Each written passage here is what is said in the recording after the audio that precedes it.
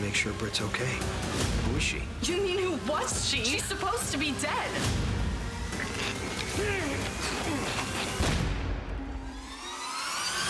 Port Charles is about to get a seismic shock to its romantic core. Just when you thought the dust was settling on the shores of Lake Ontario, multiple insider sources from the hallowed halls of General Harbor Hospital are whispering about a tectonic shift in the relationship landscape. Forget a simple tremor. We're looking at a full-scale, heart-shattering earthquake that will leave several of Port Charles's most beloved couples on shaky ground, with the ghosts of the past playing a pivotal role. The epicenter of this romantic cataclysm?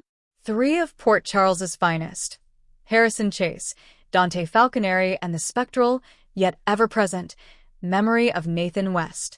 Let's break down the rumblings couple by couple, because the fallout is going to be messy, dramatic, and absolutely unmissable. The perfect partnership: Harrison Chase and Brooke Lynn Quartermaine. On the surface, Challen is the feel-good story of the year. The earnest, honorable detective and the reformed-ish songbird, building a life together with their adorable baby, Bailey Lois. They've overcome blackmail, family disapproval, and identity crises to emerge as Port Charles's golden couple. But according to my sources, the very foundation of their bond, their shared history of pining and a love built on a foundation of convenience turned real, is about to be tested in the most brutal way imaginable. The catalyst? A familiar face with a new lease on life: Willow Tate Corinthos. The word is that Chase, in his unwavering capacity for goodness, has been a steadfast rock for Willow as she navigates life after her cancer remission. He checks in on her, helps with the kids, and provides a calm, stable presence away from the high-stakes, high-drama world of the Corinthos empire. Michael, consumed with his war against Sunny and the pressures of running Aurora and Yelku, has become increasingly distant. Into that emotional void steps Chase, her first true love, and the man who represented a simpler, safer life. My insiders say this isn't about a sordid affair. Not yet, anyway.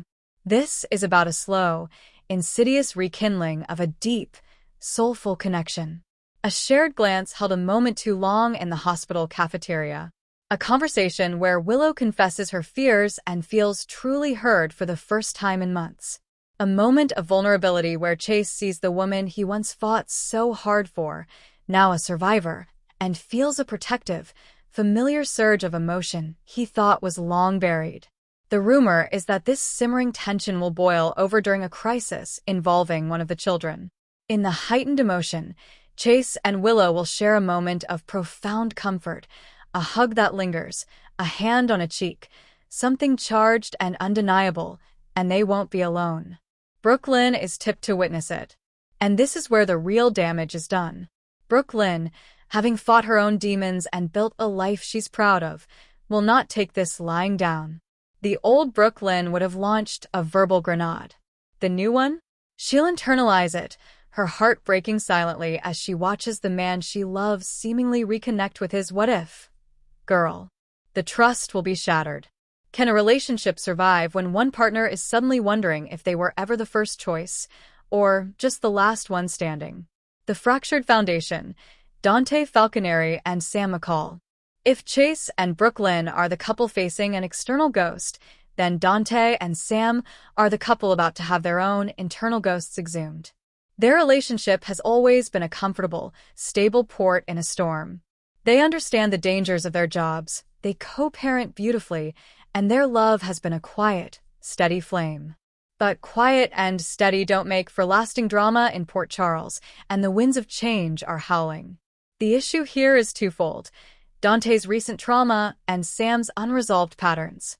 Dante is back on the force, but he's not the same man.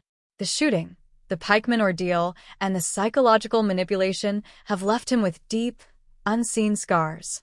He's trying to be the rock, the reliable Dante everyone knows, but my sources say he's struggling with bouts of anxiety and a feeling of disconnect that he's hiding from everyone, especially Sam.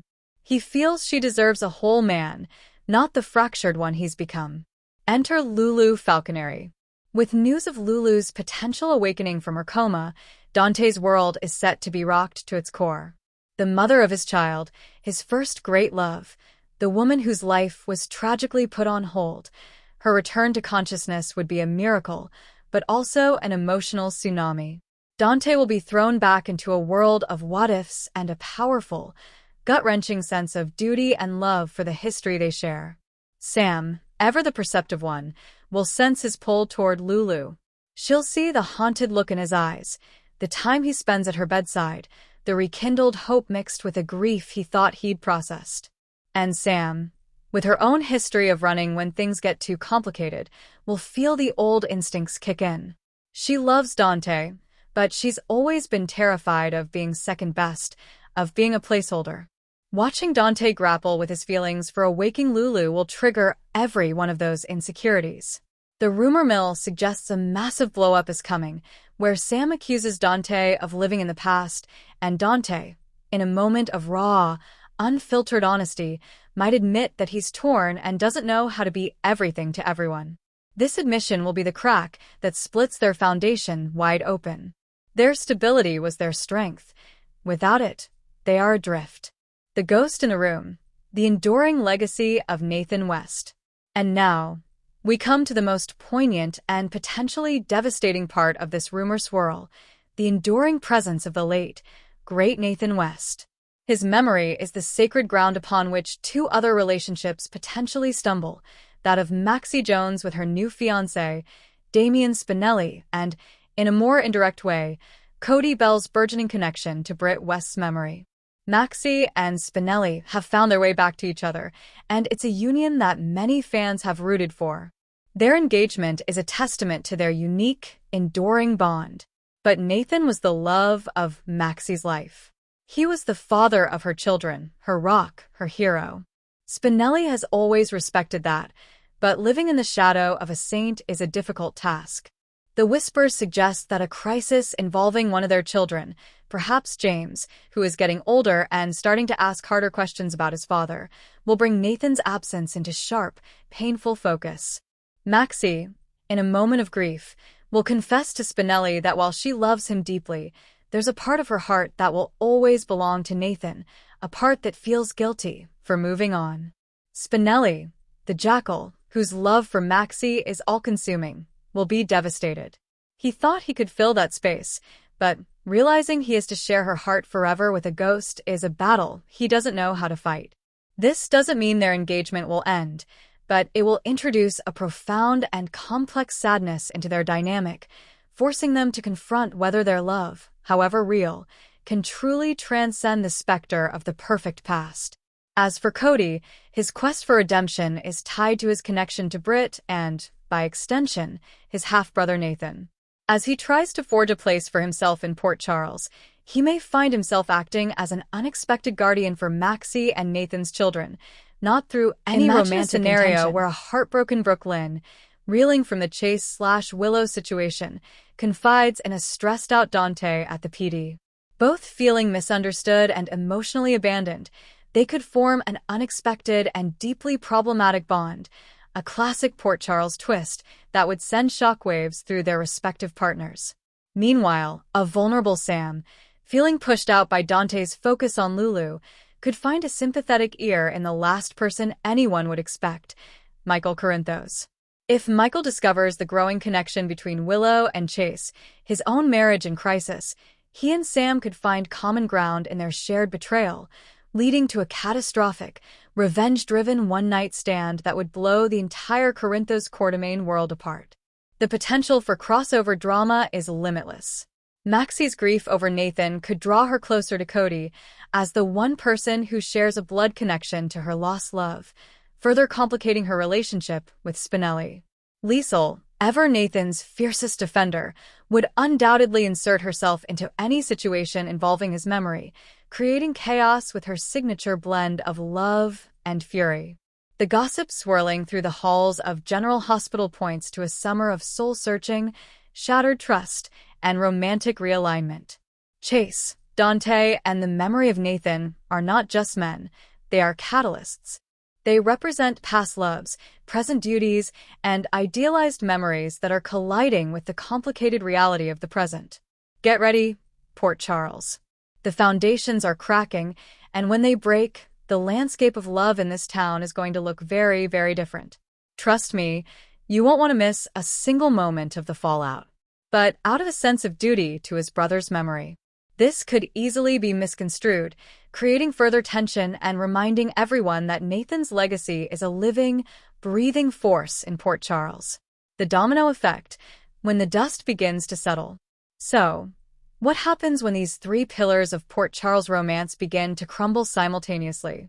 A domino effect of epic proportions. General Hospital, GH, spoilers reveal that Laura Wright, Carly Spencer, recently previewed Carly's revenge on Jack Brennan, Chris McKenna. In an interview with SOD, Wright hinted about the takedown scheme that's brewing now that Carly knows the truth about Brennan recruiting Jocelyn Jacks, Eden McCoy, to the WSB. Jason Morgan, Steve Burton, confessed Jocelyn's WSB job to Carly and let her know that Brennan had been lying to her all this time. Carly was understandably livid, but she knows she has to handle all this delicately since Jocelyn's cover protects her. The last thing Carly wants to do is put Jocelyn in any more danger, so she'll play dumb for a bit, both with Jocelyn and Brennan. Of course, GH spoilers say that'll make it even more infuriating as Joss and Jack continue lying straight to Carly's face. Wright acknowledged that Carly is dealing with big world stuff that's far beyond her control, which isn't something Carly's used to when it comes to her children. Carly is a mama bear who likes to manage her kids' lives, but Jocelyn is now in a situation that makes that incredibly difficult. The thought that Jocelyn might go off on some mission and they might send her body back in pieces is terrifying for Carly, according to Wright. Despite the complexity of this whole situation, Carly isn't going to just accept the awful circumstances and let this go. Brennan has gone too far, so Carly will indeed find a way to take action sooner or later, though she won't be certain of how exactly to get revenge yet. It's very, very tricky, Wright admitted. She's like, I'm taking him down, and I'm going to protect my daughter. She's not 100% sure of her plan, but she's trying to figure it out. The anticipation will build as Carly schemes and nails down what should happen next. Carly will inevitably come up with a plot that'll make some waves, so we'll bring you updates on any vengeful news to come. General Hospital spoilers say Carly will head down a dangerous new path of her own now that Jason's confessed. CDL's where you want to be for terrific General Hospital spoilers, news, and updates, so make us your one-stop GH source. General Hospital, GH, spoilers for Monday, October 20th, reveal that Willow Tate, Caitlin McMullen, and Nina Reeves, Cynthia Watros, arraignment will come with a curveball while Dante Falconeri, Dominic Zamprogna, tells Michael Corinthos, Rory Gibson, to turn himself in. First on Monday's GH episode, Brooklyn Quartermain, Amanda Setton, will throw the tea party that she promised Veronica Ronnie Bard, Erica Slazak, so Stella Henry, Vernay Watson, will hint to Tracy Quartermain, Jane Elliott, about some trouble. Ronnie will predict that things are going to get fun now as she chats with Brooklyn and Olivia Quartermain, Lisa Locicero, but a major confrontation with Tracy is about to break out and ruin this gathering. As for Nathan West, Ryan Pavey, he'll question Nina about whether she's going to take the plea deal that she's been offered. Nina is having a hard time with this, but she may accept that it's the only path forward in the end. However, Willow and Nina's arraignment is about to get wild. Things will take a stunning turn in court, so Drew Kane, Cameron Matheson, will find himself wondering how the hell something like this could happen. Over with Dante, he'll contend that Michael has to come forward and turn himself in if he's guilty of framing Willow.